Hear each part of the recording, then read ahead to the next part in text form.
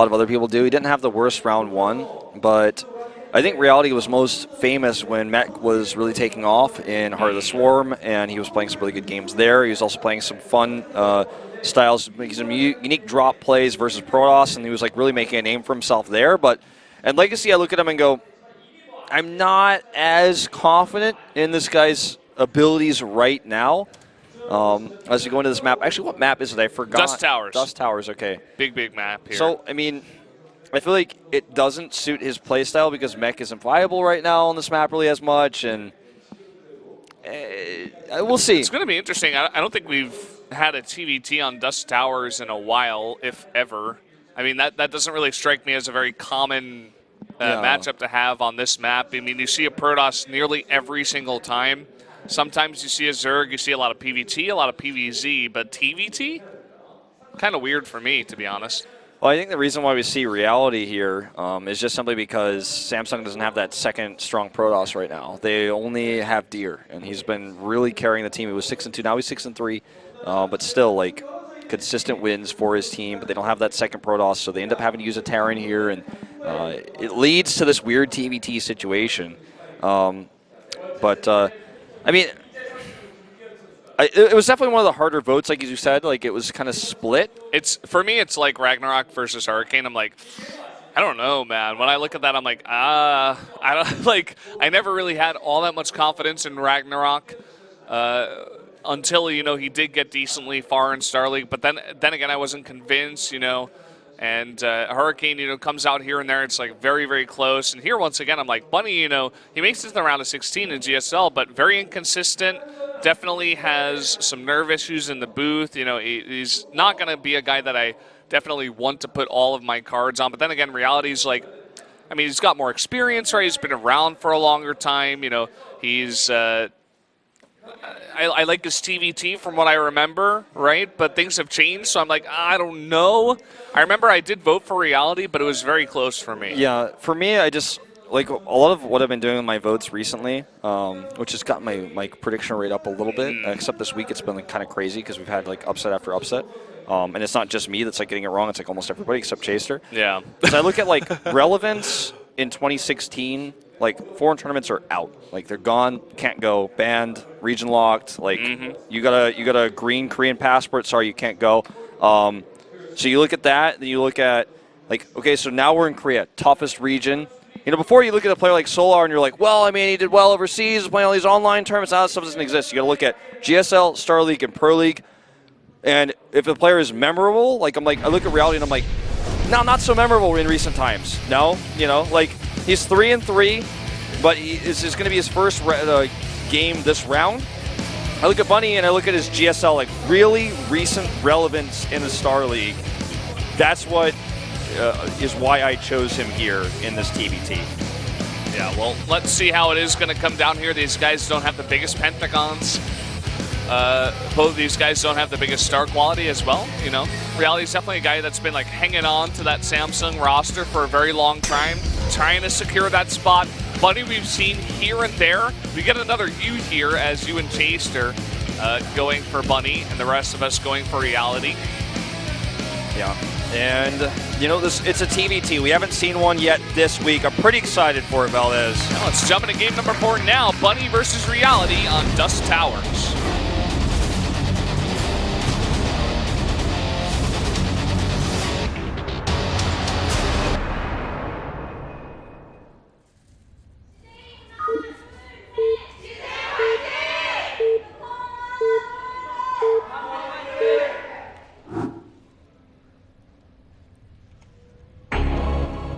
Down here in the bottom left, in the red, one of our Terran players from CJ Entis, it is Bunny. And up here in the blue, the Samsung player, it is Reality. And you know how much I love my storylines, but you mentioned he's been like holding the Samsung jersey forever.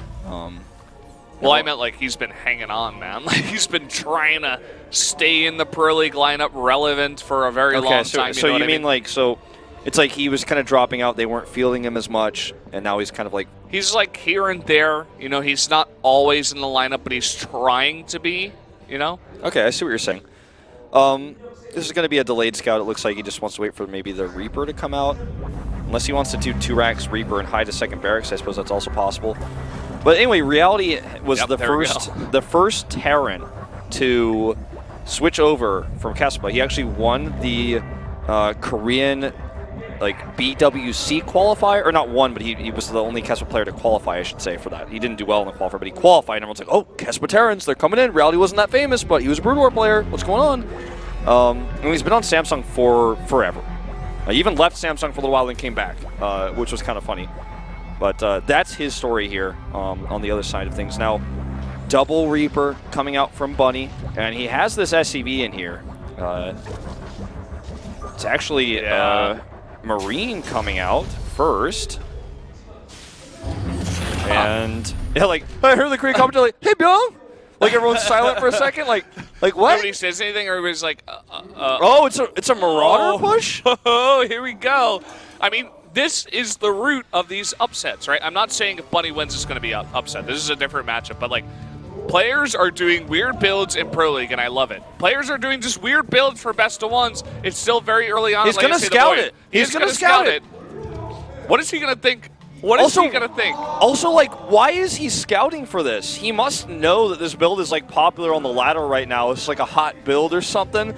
This is just absolutely not normal. He also got blocked out in this scout. There's nothing that he's seen that would even lead him to believe that this would happen. And this is a crazy scout. Such extra safety for Reality here. This bunker may save him, but he has to defend this first push first. And the concussive shell upgrade is ready. The Reaper has regen, so he does not want to lose it. Let's see. Actually, he canceled the concussive shells, actually. I thought it was ready. Okay. Here we go. The Marauder taking a lot of damage. Nice biker here from Reality. Does lose that Reaper, and a lot of the units of Bunny are very low. He saves the Marauder, which is huge. He's not going to be able to heal it. But, he's turning this into what could have been a horrible position into a pretty bad position for Bunny. The CC is very late. In reality, CC is already done, even though he tried to block it, because he knew that if this failed, he was going to be significantly behind. I'm surprised he's even flying this barracks this early, but he just wants a full transition. Wow, he gets behind the bunker. Yeah, he could find some more damage. There's 2 Marauders out here. They're very beefy. 125 hit points. Now Hellion out here. I mean, even though it is 2 Marauders, not light units, Hellion can do some range damage from behind the Marines, and with this bunker, I mean, it's just so hard to deal. It's gonna. Oh, he does get the Marauder. Nice micro there from Reality. Got bopped. This is what I'm talking about, man. I feel like I'm in the beta almost. I feel like I'm in the beta of Legacy of the Void, where people are just I don't know what builds are strong, but I'm just gonna try this weird thing. Let's see if it works. And Buddy's like, oh, I guess it doesn't work. And I mean, this really does come down to the scout. If he doesn't scout there, he doesn't have a bunker, maybe he's not ready with his units, and things definitely could have been different. But like you're saying, maybe it's a hot build. Maybe he saw something. He's like, this just looks weird. That's the only thing I can think of that's actually crazy scouted, because we have not seen this even one time in pro play in Korea in televised matches. Not even one time. Too early to have a factory proxied. Really weird. Just a really weird scout.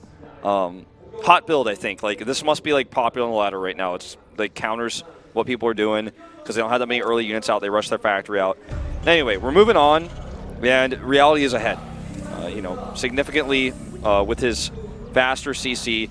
Third CC a little bit faster for Bunny as he's being greedy, but it may cost him here because look, 3 Hellions drop in. He's gonna have to use this Cyclone for defense. Going to target down that medevac, and he will be able to kill this easily. So it's really up to the Hellions coming in here, trying to do that damage, stacking up the SCVs, trying to kill these Hellions. Yep, and I mean, a lot of these SCVs very low. He could actually finish a few of them off, but they do go down. The Hellions, they do. He's now 9 workers ahead, and he has his third CC. A little bit behind, but on the ground. It's actually positioned. And we just see the follow-up Liberator, which is really going to hurt Bunny, who looks like he wants to move out and try to punish this CC that's on the ground. but he's not going to have any units at home. Yeah, it's going to be interesting because he's going to have 2 Vikings, and he definitely should be able to win in the push, but he will take a lot of damage from the Liberator, as you were saying. He's not going to have anything to defend against this. It's kind of like a, I wouldn't say desperation, but he sees the timing. He's like, okay, I locked that down. That was a big committal from Reality. I hope he's getting greedy on a big map. I want to shut him down here with my Vikings. Let's see how this goes down. This tank for Reality is so huge because if he didn't have this, he'd really struggle. It's going to buy him a lot of time. It's going to mean that Bunny can't just, A-move. He has to slow push with the Viking vision. And I think that's barely not in range, but he picks it up anyways. He's like, I have medevacs, like whatever. Yeah, I think it was in range because he hit the Marines right next to it.